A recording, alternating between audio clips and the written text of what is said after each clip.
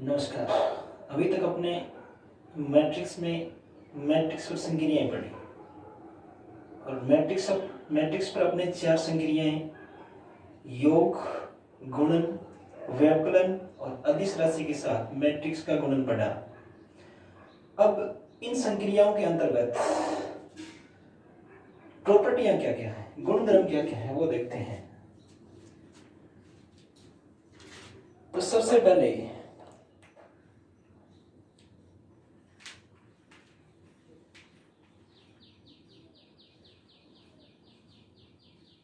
Matrix पर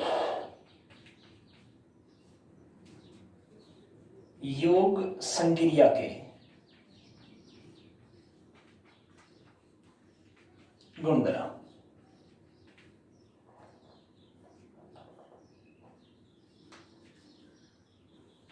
और सबसे पहला जो गुणधर्म है वो है क्रम विनिमयता।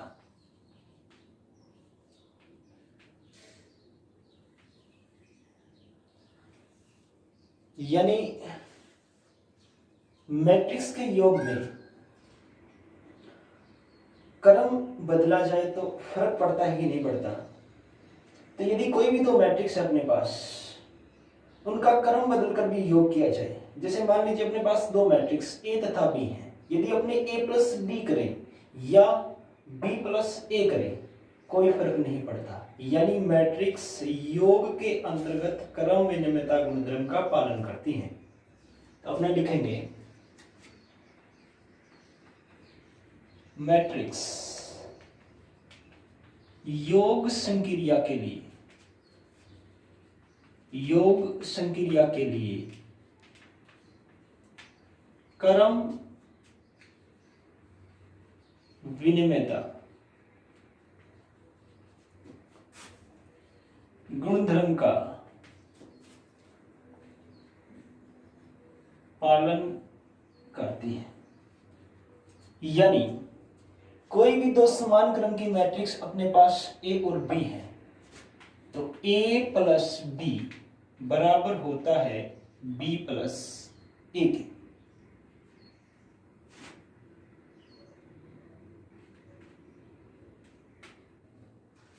दूसरा गुणधर्म है साहचर्यता।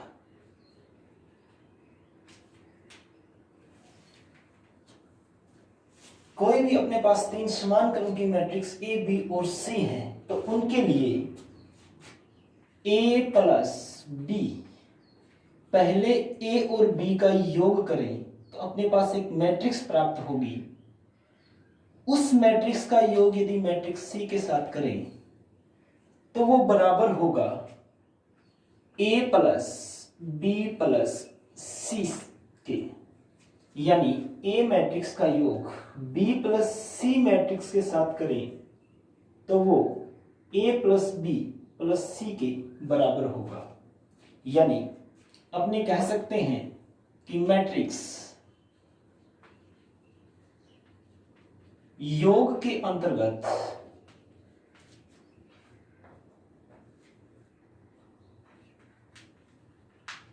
साहचर्य गुणधर्म का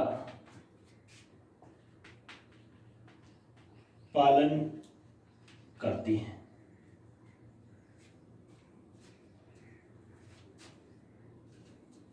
अब तीसरा जो गुणधर्म है अपना वो है योज्य तत्समक।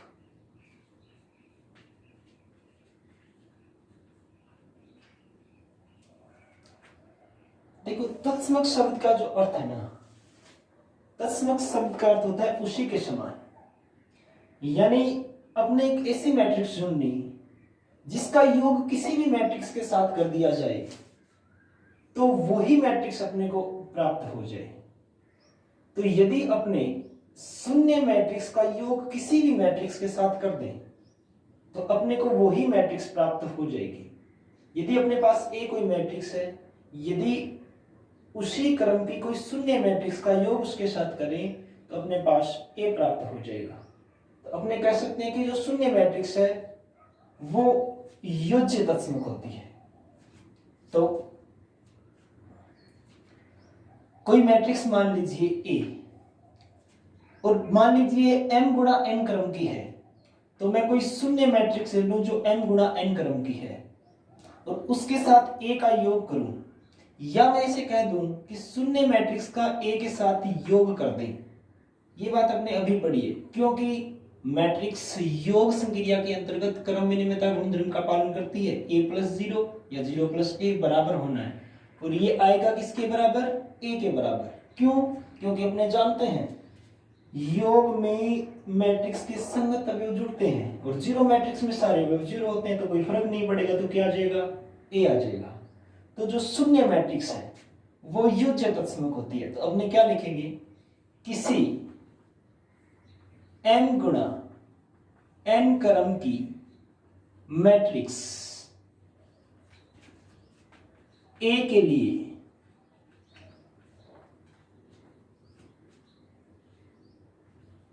m गुणा n क्रम की शून्य मैट्रिक्स योज्य तत्समक होती है। ये तो हो गई योज्य तत्समक की बात। अगला जो अपना गुणधर्म है वो है योज्य प्रतिलोम। पहले अपने चर्चा कर लेते हैं प्रतिलोम शब्द पर। यानी योज्य प्रतिलोम क्या होता है? योज्य प्रतिलोम किसी भी मैट्रिक्स के लिए योज्य प्रतिलोम एक ऐसी मैट्रिक्स होती है जो उसके साथ योग करने पर अपने को तत्समक दे दे, और तत्समक का मतलब शून्य मैट्रिक्स दे दे, शून्य तत्समक की तरह है। यानी यदि कोई अपने पास ए कोई मैट्रिक्स है, उसके लिए एक ऐसी मैट्रिक्स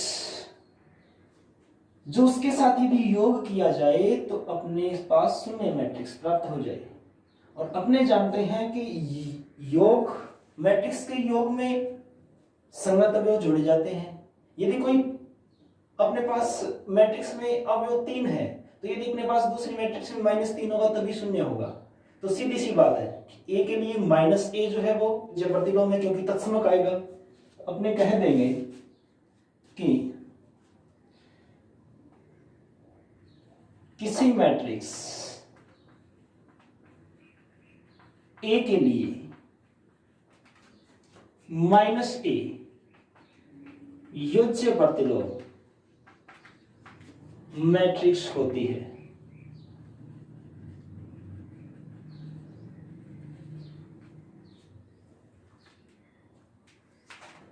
और ऐसा क्यों होता है? क्योंकि अपने जानते हैं कि यदि अपने a प्लस -a करें, या मैं कह दूं -a प्लस a करें, तो अपने पास आ जाएगा 0, यानी तत्समक मैट्रिक्स। तो a के लिए -a योज्य प्रतिलोम मैट्रिक्स है। तो ये थे अपना चौथा गुणधर्म योज्य प्रतिलोम। उसके बाद की जो प्रॉपर्टी है वो है निरसन नियम। निरसन नियम यदि अपने पास 3 मैट्रिक्स A, B तथा C है, और यदि मैं कहूं कि अपने पास A + B बराबर है A + C, तो इसका मतलब B बराबर C होगा, यानी A से A कैंसिल होगा। इसीलिए इसको वाम निरसन नियम कहा जाता है। वाम निरसन मतलब A कैंसिल हुआ था, और वो कौन से पक्ष में था? बाएं पक्ष में था, इसीलिए इसको वाम निरसन नियम कहा जाता है। यदि मैं कह दूं कि अपने पास B + A बराबर C + A है, तो ये हो जाएगा B बराबर C। यहां ध्यान दीजिए A कैंसिल हुआ है दाएं पक्ष से, इसीलिए इसको दक्षिण निरसन नियम कहा जाता है। ये थे अपने मैट्रिक्स पर योग संक्रिया के गुणधर्म। अब अपने पढ़ने वाले हैं मैट्रिक्स गुणन कौन कौन से प्रॉपर्टी फॉलो करता है, यानी मैट्रिक्स गुणन के गुणधर्म। और सबसे पहला जो गुणधर्म है वो है क्रम विनिमयता।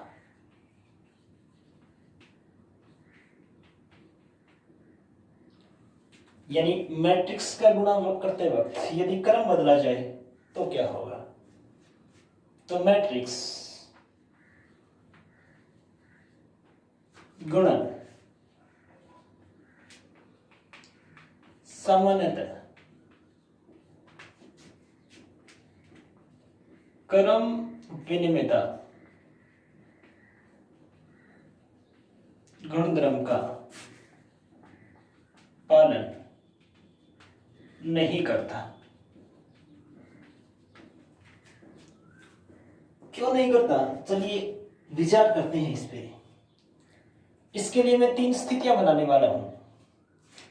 इसमें पहली जो स्थिति है, फर्स्ट जो स्थिति है, मान लीजिए अपने पास एक मैट्रिक्स ए जो m गुणा n क्रम की है तथा एक मैट्रिक्स B जो n गुणा p क्रम की है।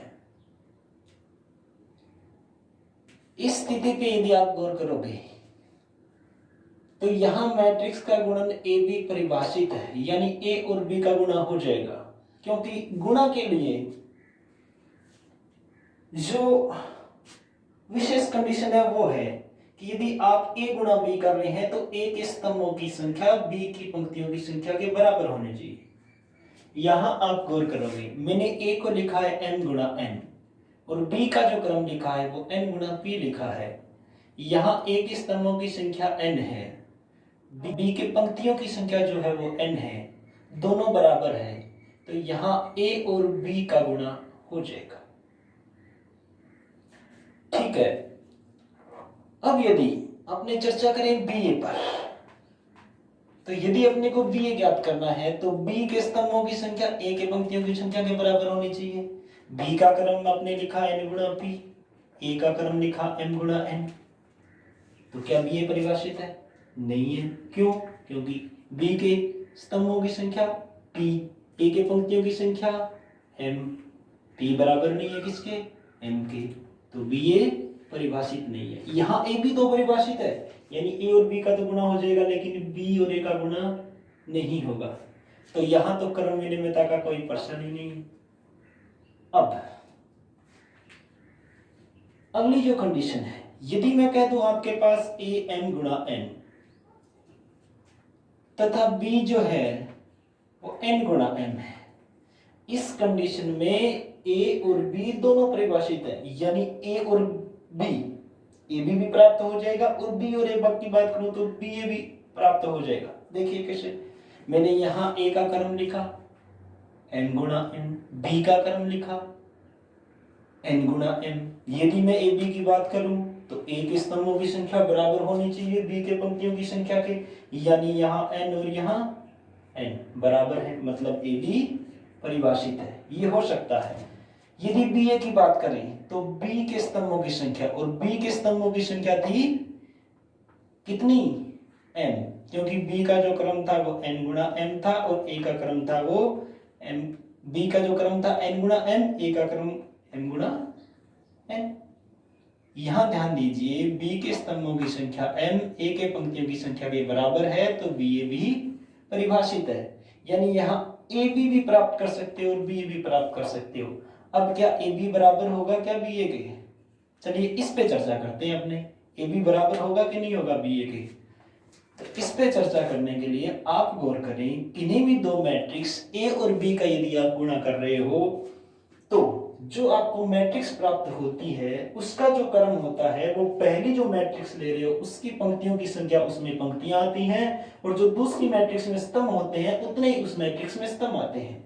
यानी मेरे कहने का मतलब, ए यदि आपके पास m गुणा n क्रम की मैट्रिक्स है और b आपके पास n गुणा m क्रम की मैट्रिक्स है, तो ए बी का जो क्रम होगा वो ए में जितनी पंक्तियां, ए बी में उतनी ही पंक्तियां, बी में जितने स्तंभ, ए बी में उतने ही स्तंभ, बी में m स्तंभ तो ए बी में m स्तंभ, यानी ए बी जो प्राप्त होगी वो n गुणा m क्रम की, ए बी का क्रम m गुणा m। अब चलो बात करते हैं बीए के लिए, और बीए में पहले लिखेंगे बी में n गुणा m, ए में m गुणा n।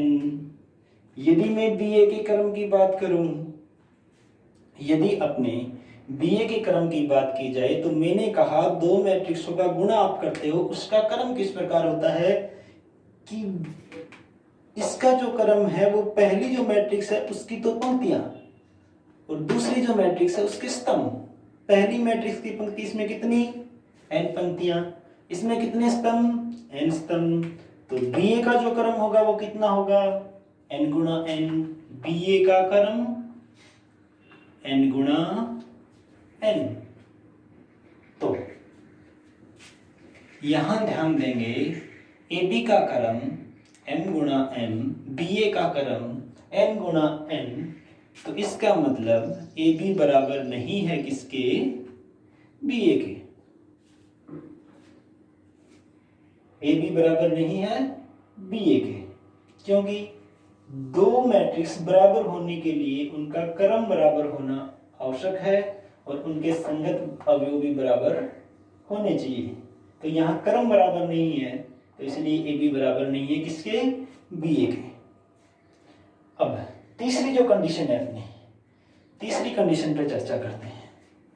यदि थर्ड जो अपनी कंडीशन है, थर्ड जो कंडीशन है, यदि अपने पास ए भी ए m गुणा m क्रम की एक वर्ग मैट्रिक्स है, बी भी m गुणा m क्रम की एक वर्ग मैट्रिक्स है। अब आप गौर करोगे ये दोनों समान क्रम की वर्ग मैट्रिक्स है, तो ए बी भी परिभाषित है और बी भी परिभाषित है, क्योंकि ए बी परिभाषित करने के लिए देखो ए के स्तंभों की संख्या m, बी के पंक्तियों की संख्या m बराबर है, बी ए परिभाषित करने के लिए बी के स्तंभों की संख्या m, ए के पंक्तियों की संख्या m गुणा m बराबर है। अब आप गौर करोगे यहां ए बी का जो क्रम होगा, ए बी का क्रम होगा वो m गुणा m आएगा, क्योंकि ए बी में यहां से पंक्तियां और यहां से स्तंभ उतने ही आते हैं। बीए में, बीए के लिए यहां से पंक्तियां कितनी m, यहां से स्तंभ कितने m, तो बीए में भी कितने आएंगे m। ए बी का क्रम m गुणा m होगा, बीए का भी क्रम m गुणा m होगा, इसका मतलब दोनों के क्रम भी बराबर हैं।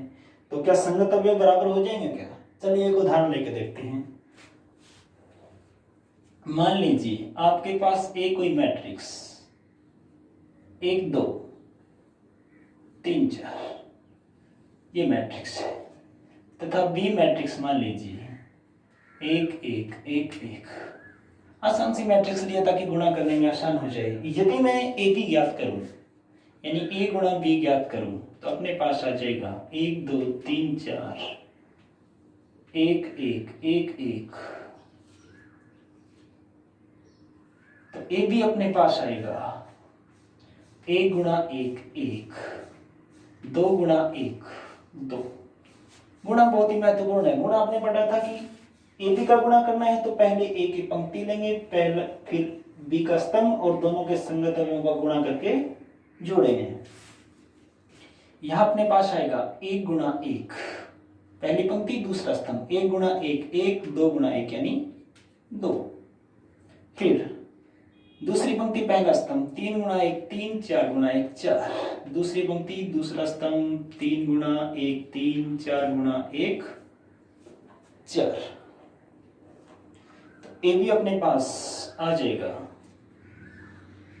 3 3 7 7। यदि मैं बात करूं बीए की, तो बीए के लिए बी को पहले लिखना पड़ेगा 1 1 1 1। 1 2 3 4 और BA यदि निकालें अपने तो ये आएगा 1 गुणा 1 3 गुणा 1 3 तो 1 प्लस 3 पहली पंक्ति दूसरा स्तंभ 2 गुणा 1 2 4 गुणा 1 4 फिर दूसरी पंक्ति पहला स्तंभ 1 प्लस 3 दूसरी पंक्ति दूसरा स्तंभ 2 प्लस 4 BA आ गया अपने पास 4 6 4 6। अब आप गौर करो AB भी 2 गुणा 2 क्रम की है, BA भी 2 गुणा 2 क्रम की है, दोनों के क्रम तो बराबर हैं लेकिन संगत अवयव बराबर नहीं है। इसका 3 है, इसका 4 है, इसका 3 है, इसका 6 है, इसका 7, इसका 4, इसका 7, इसका 6 है। तो आप देखिए यहाँ AB बराबर नहीं है किसके, BA के। तो मैट्रिक्स गुणन सामान्यतः क्रम विनिमयता गुणधर्म का पालन नहीं करता। मैंने यहाँ शब्द लगाया है सामान्यतः, तो क्या कोई कंडीशन ऐसी भी है जहां गुणा क्रम विनिमय हो जाएगा? तो बिल्कुल कुछ कंडीशन, कुछ विशेष परिस्थितियां ऐसी होंगी जहां AB BA के बराबर भी होगा। अपने आगे एक टॉपिक पढ़ेंगे, गुणन प्रतिलोमी अवयव। उसमें कोई भी दो मैट्रिक्स A तथा B का गुणा यदि इकाई मैट्रिक्स हो तो वो एक दूसरे की गुणन प्रतिलोमी मैट्रिक्स कहलाती है। और उस स्थिति में AB बराबर हो जाएगा BA के, तो वो कुछ वहां पढ़ेंगे अपने को। वो एक विशेष परिस्थिति है जब AB BA के बराबर हो जाएगा। तो मैट्रिक्स गुणन सामान्यतः क्रम विनिमयता गुणधर्म का पालन नहीं करता।